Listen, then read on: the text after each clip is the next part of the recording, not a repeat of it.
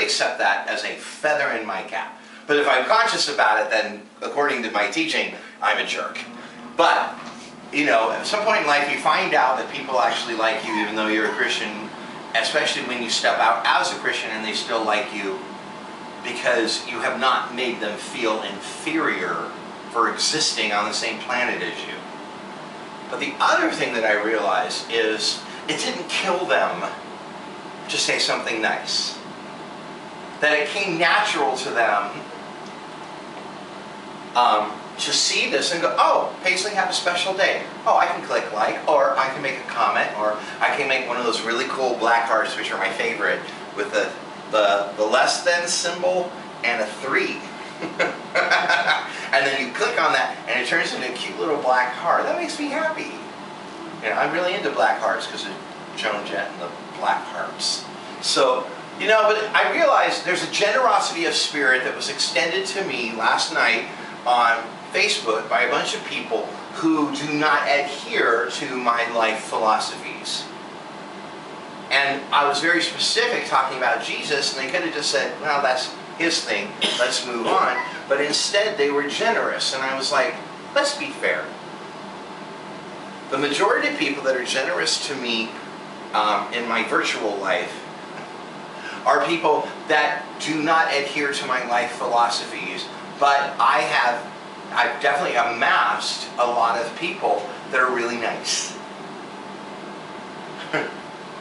So in English, I said, I don't know a lot of nice Christians, except of course you people, because you people are here supporting me and you write checks, especially tonight after this teaching. But no, but I mean, I've amassed a lot of people in my life that are not currently believers in Jesus Christ as their personal Lord and Savior, who are very nice to me.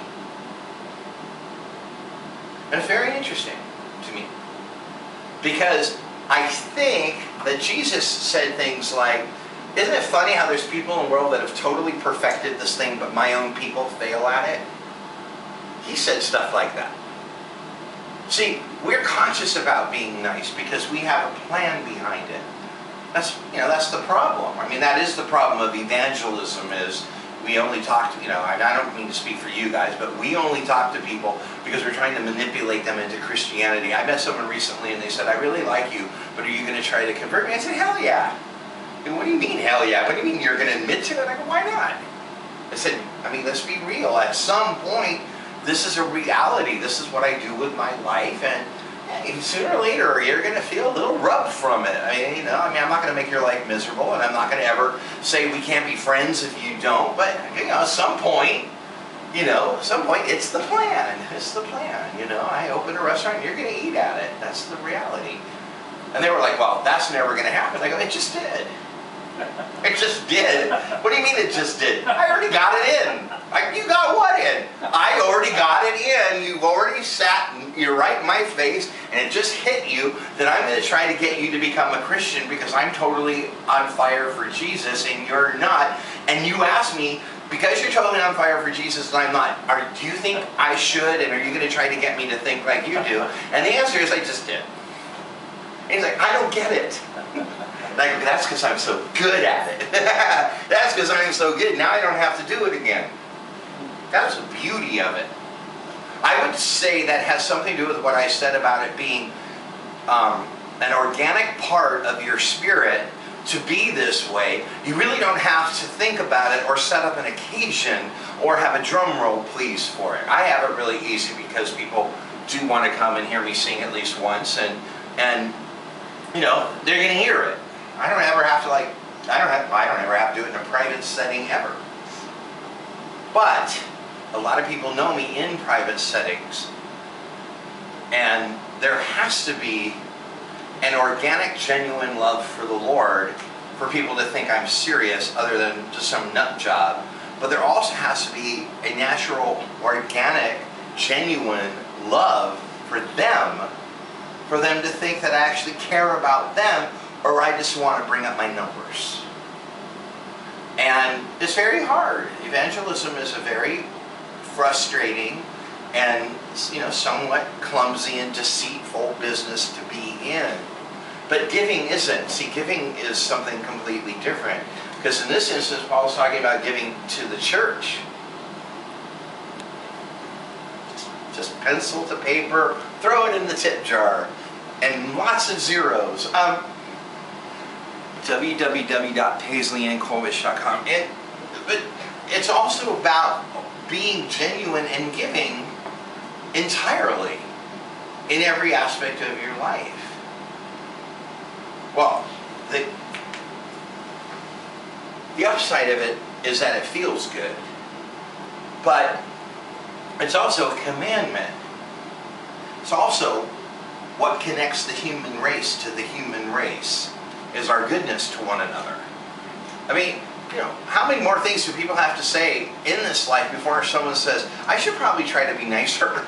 I mean, it really comes down to it. I should probably just be nicer.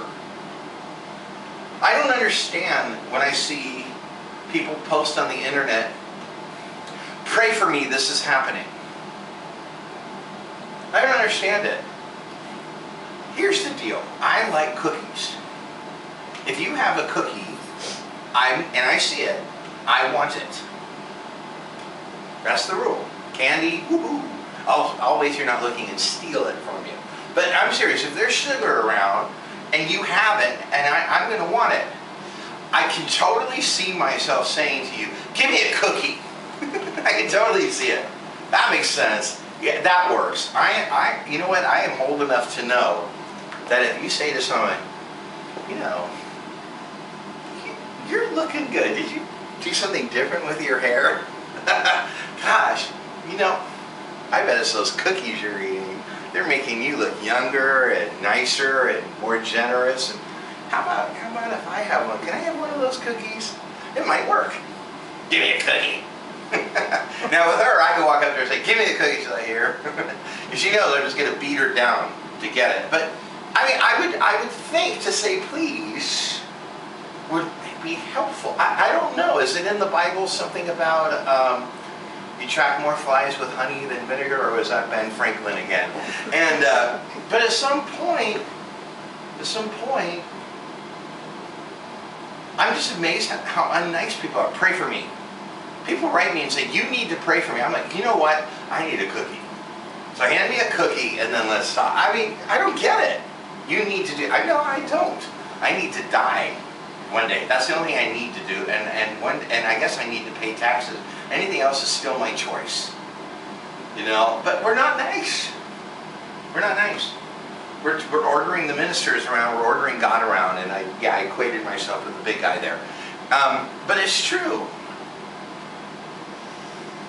Paul's talking about a level of generosity of spirit that the flesh doesn't even know what to do with it. That we're just so nice and so friendly and so loving and so giving and so supportive and writing such nice big checks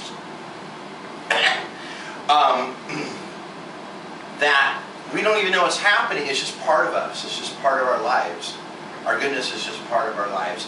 And I understand in this economy and, in the world we live in, we're all clenching. I get it.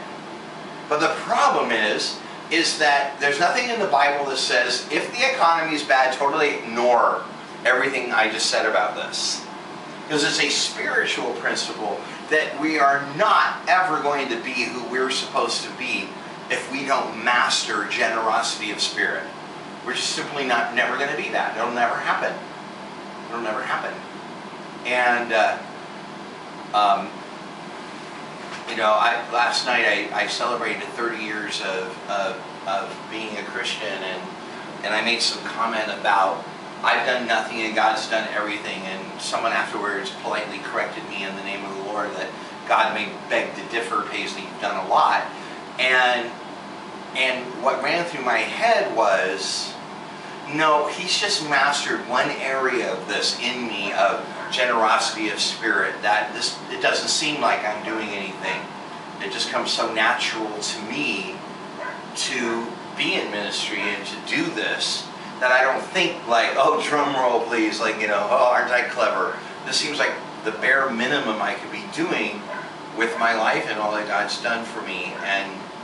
And I hate to say it, but I think that would be the point. I think the whole point is we're supposed to be so giving emotionally, physically, spiritually, with our time, and financially, that we almost don't really notice it. We don't notice it. Like, you know, you have gum, I ask for a piece of gum, you hand me a piece of gum, it's just no biggie. No drum rolls, you just gave me a piece of gum. You gave me $1 million, no drum roll. Just same thing. Notice that subliminal I just put in, guys? I'm not hurting at all. Really, I'm not worrying about my finances. Just don't give me another thought. But truly become all God wants you to be by being hilarious givers. So cheerful that, and I want to say that cheerful really means event-free, stress-free, drum roll free. That's just what we do. That's just what we do. Like, I see a stray dog running around the street. I park my car and I get out and I try to get to the dog to see if it has a tag. If they have a tag, I try to call the owner. And I try to reunite the owner with their dog. And not for 1 second am I thinking a reward. And not for 1 second am I thinking a big thank you. Yeah, when we don't get a big thank you at the end of it, that's when it hits us. You're not very nice. But the whole time, all I'm thinking about is, this is what we do. People who have animals do this because they have animals, and this could be them one day.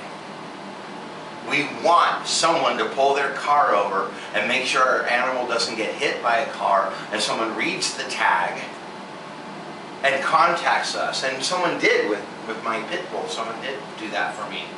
And it's happened several times in my life. And anyone who knows what it's like to have an animal get out, it's horrifying, it's terrible. And when the animal's return, how wonderful and great it is. But in the end, this is basic human kindness. While this person, you know, is an angel in our lives and we want to give them hugs and cookies, I assume, in the end, anyone should do it and everyone should do it. This wouldn't kill anybody to pull over for a second. And unless it's a Chihuahua, I think there's some rules that if there's Chihuahuas running loose, just ignore them. They're supposed to be out. They're like cats. They're supposed to be. I don't know what that is. Besides, if you try to touch the tag on a Chihuahua, you're going to spend the day at the hospital. You know, seriously. I think that we would all agree that there's something in life, like helping a child or helping an old person or helping someone that had some kind of a event,